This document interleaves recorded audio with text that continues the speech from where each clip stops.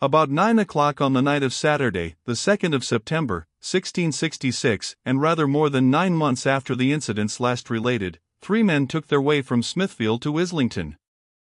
They proceeded at a swift pace and in silence, until, having mounted the steep hill on which the suburb in question is situated, they halted at a short distance from the high walls surrounding the great waterworks formed by the New River head.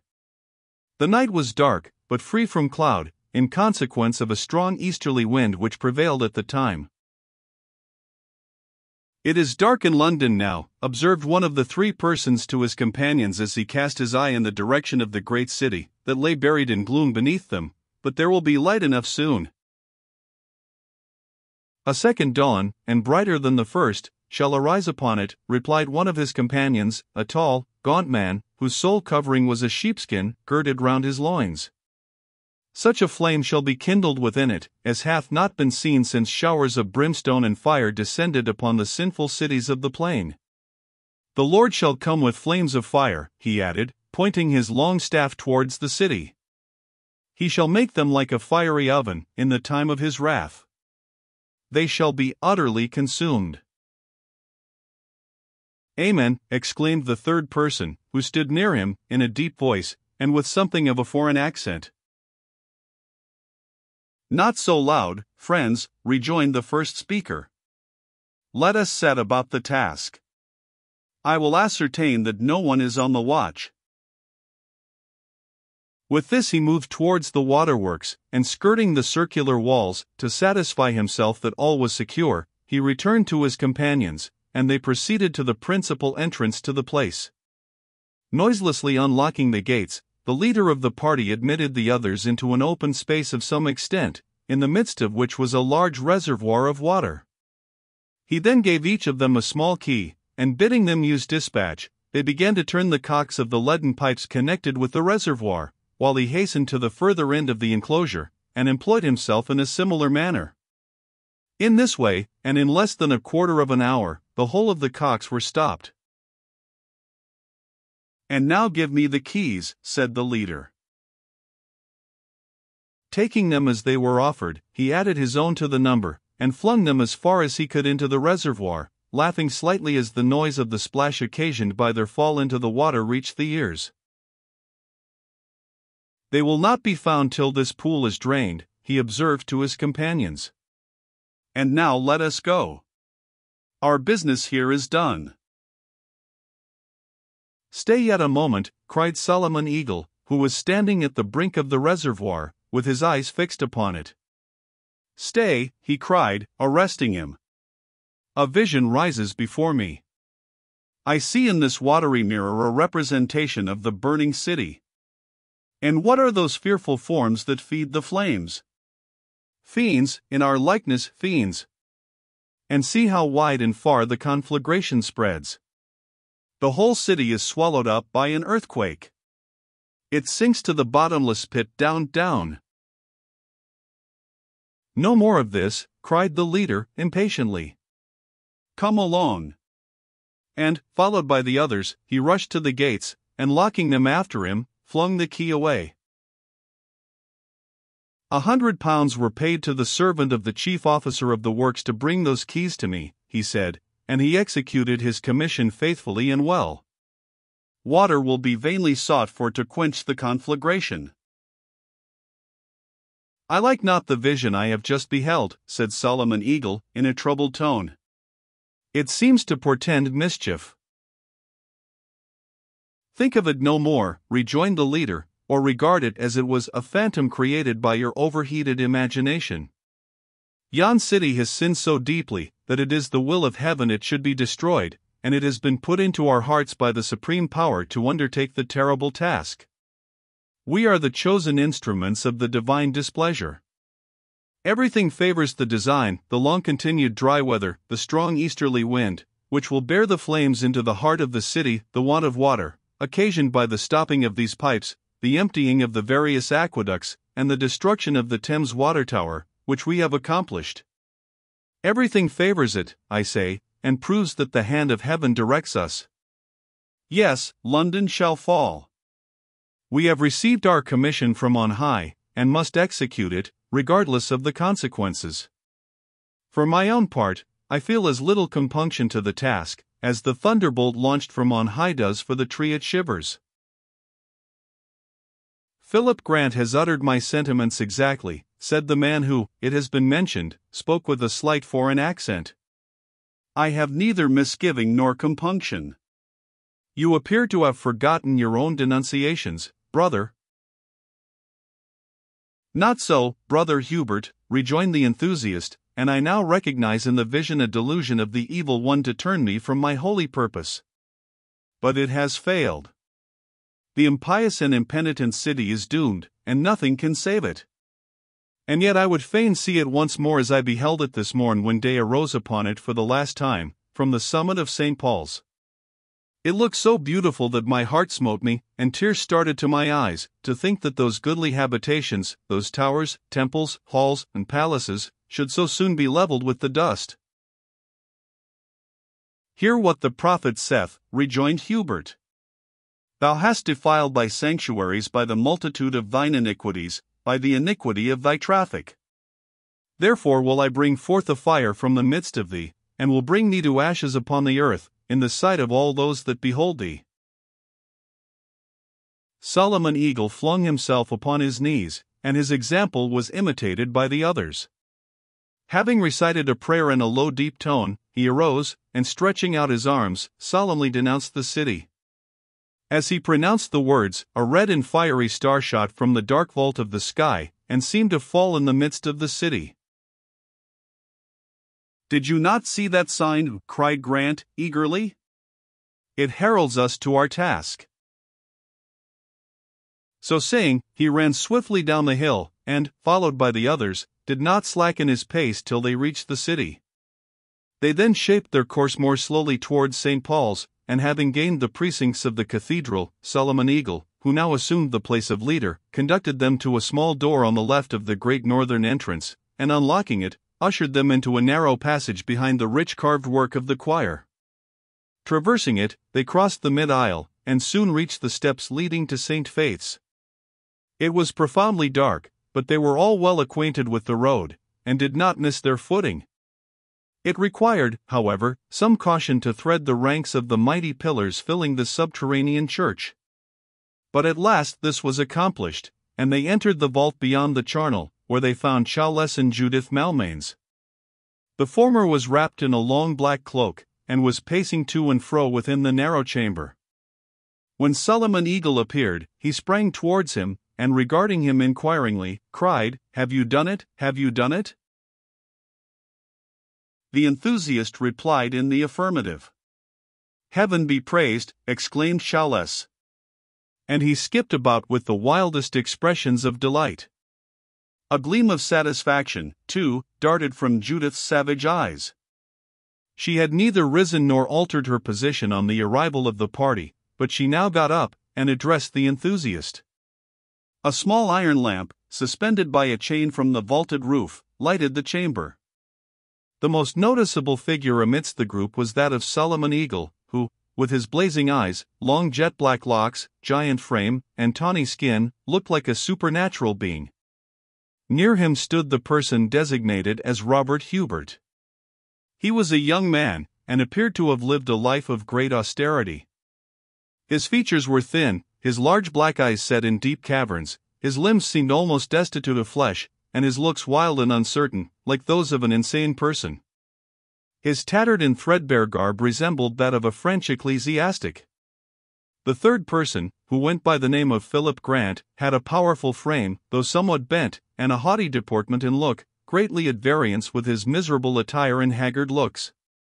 His beard was long and grizzled, and his features, though sharpened by care, retained some traces of a noble expression. A few minutes having passed in conversation, Grant observed to the enthusiast, "I must now leave you for a short time. Give me the key that I may let myself out." "You are not going to betray us?" cried Chawles, suspiciously. "Why should I betray you?" rejoined Grant, sternly. "I am too anxious for the event to disclose it." "True, true," replied Chawles. "I do not mistrust you, brother," observed Solomon Eagle, giving him the key. "I know whither you are going," observed Judith Malmains. "You are about to warn Mr. Blondel and his partner, apprentice no longer, Leonard Holt, of the approaching conflagration. But your care will be thrown away." "Does she speak the truth, brother?" demanded Hubert, raising his eyes from the Bible which he was reading in the corner of the vault. "I will do nothing to endanger the design," rejoined Grant, "of that rest assured." With this, he strode forth, traversed St. Faith's, and, notwithstanding the gloom, reached, without difficulty, the little door by which he had entered the cathedral. Issuing from it, he took the way, as Judith had surmised, to Wood Street, and pausing before the grocer's door, knocked against it. The summons was presently answered by Blaise, and to Grant's inquiries whether his master was within, he replied, "Which of my masters did you mean? I have two." "The younger," replied Grant, "Leonard Holt." "So far you are fortunate," rejoined Blaise. "Mr. Blondel has retired to rest, but Mr. Holt is still downstairs. Pray, what may be your business with him at this hour?" "It should be important." "It is important," rejoined Grant, "and does not admit of a moment's delay." "Tell him so." Eyeing the stranger with a look of suspicion, the porter was about to enter into a parley with him, when Leonard himself cut it short, and learning the nature of the application, desired Grant to follow him into the adjoining room. The 9 months which had passed over Leonard's head since he was last brought under notice, had wrought a material change in his appearance. He had a grave and thoughtful air, somewhat inclining to melancholy, but in other respects he was greatly improved. His health was completely restored, and the thoughtful expression added character to his handsome physiognomy, and harmonized well with his manly and determined bearing. He was habited plainly, but with some degree of taste.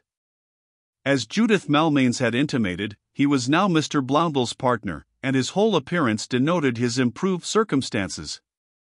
The alteration did not escape the notice of the stranger, who regarded him with much curiosity, and closed the door behind him as he entered the room.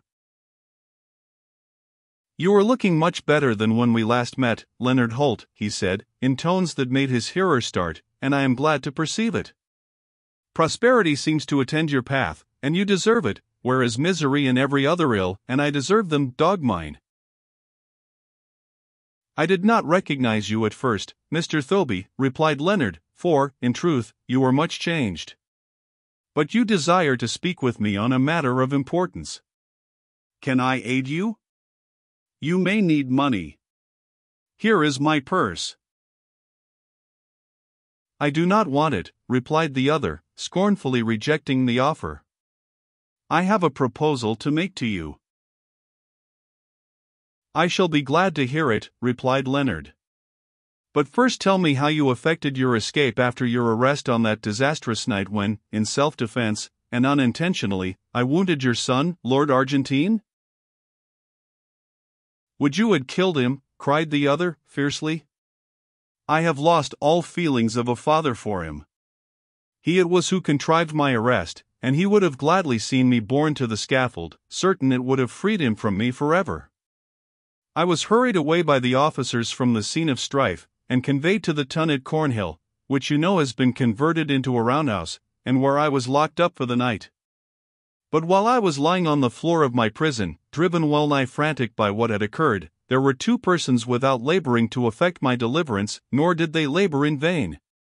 These were Chowless and Judith, my foster sister, and whom, you may remember, I suspected, and most unfairly, of intending my betrayal. By means of a heavy bribe, they prevailed on one of the officers to connive at my escape. An iron bar was removed from the window of my prison, and I got through the aperture. Judith concealed me for some days in the vaults of St. Faith's, after which I fled into the country, where I wandered about for several months, under the name of Philip Grant. Having learnt that my son, though severely hurt by you, had recovered from his wound, and that his sister, the Lady Isabella, had accompanied him to his seat in Staffordshire, I proceeded thither, and saw her, unknown to him. I found her heart still true to you. She told me you had disappeared immediately after the termination of the conflict, and had not been heard of till her brother was out of danger, when you returned to Wood Street." "The information was correct," replied Leonard. "I was dragged away by a person whom I did not recognize at the time, but who proved to be the Earl of Rochester. He conducted me to a place of safety, thrust a purse into my hand, and left me. As soon as I could do so with safety, I returned to my master's house." "But how long have you been in London?" "Nearly a month," replied Grant. "And now let me ask you one question. Do you ever think of Isabella?" "Often, very often," replied Leonard. "But as I dare not indulge the hope of a union with her, I have striven to banish her image from my mind." "She cannot forget you, Leonard," rejoined Grant. "And now to my proposal. I have another plan for your aggrandizement that cannot fail. I am in possession of a monstrous design, the revelation of which will procure you whatever you desire. Ask a title from the king, and he will give it, and when in possession of that title, demand the hand of the Lady Isabella, and her proud brother will not refuse you. Call in your porter, seize me. I will offer a feigned resistance. Convey me before the king. Make your own terms with him. He will accede to them. Will you do it?" "No," replied Leonard, "I will not purchase the daughter at the price of the father's life." "Heed me not," replied Grant, supplicatingly, "I am wholly indifferent to life. And what matters it whether I am dragged to the scaffold for one crime or another?" "You plead in vain," returned Leonard, firmly. "Reflect," cried Grant, in an agonized tone. "A word from you will not only win you Isabella, but save the city from destruction." "Save the city," exclaimed Leonard. "What mean you?" "Swear to comply with my request, and you shall know." "But not otherwise," replied Grant. I cannot," rejoined Leonard, "and unfortunately you have said too much for your own safety. I must, though most reluctantly, detain you." "Hear me, Leonard, and consider well what you do," cried Grant, planting himself before the door. "I love you next to my daughter, and chiefly because she loves you. I have told you I have a design to discover, to which I am a party, a hellish, horrible design which threatens this whole city with destruction. It is your duty, having told you thus much, to arrest me, and I will offer no resistance. Will you not turn this to your advantage? Will you not make a bargain with the king?" "I have said I will not," rejoined Leonard. "Then be warned by me," rejoined Grant. "Arouse your partner. Pack up all your goods and make preparations for instant flight, for the danger will invade you before you are aware of it." "Is it fire?" demanded Leonard, upon whose mind the denunciations of Solomon Eagle now rushed. "You will see," replied Grant, with a terrible laugh. "You will repent your determination when it is too late. Farewell." "Hold," cried Leonard, advancing towards him, and trying to lay hands upon him, "I arrest you in the king's name." "Off!" exclaimed Grant, dashing him forcibly backwards. And striking down Blaze, who tried to stop him in the passage, he threw open the street door, and disappeared. Fearful of pursuit, Grant took a circuitous route to St. Paul's, and it was full half an hour after the interview above related before he reached the cathedral. Just as he passed through the small door, the clock told forth the hour of midnight, and when he gained the mid-aisle, he heard footsteps approaching, and encountered his friends. "We had given you up," said Challis, "and fearing you intended us some treachery, were about to do the job without you." "I have been unavoidably detained," replied Grant. "Let us about it at once."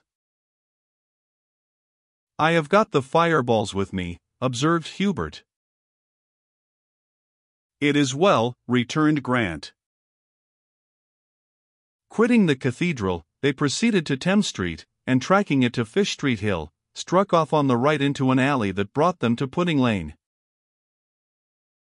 "This is the house," said Challis, halting before a two-storied wooden habitation, over the door of which was suspended the sign of the Wheatsheaf, with the name Thomas Farriner, baker, inscribed beneath it.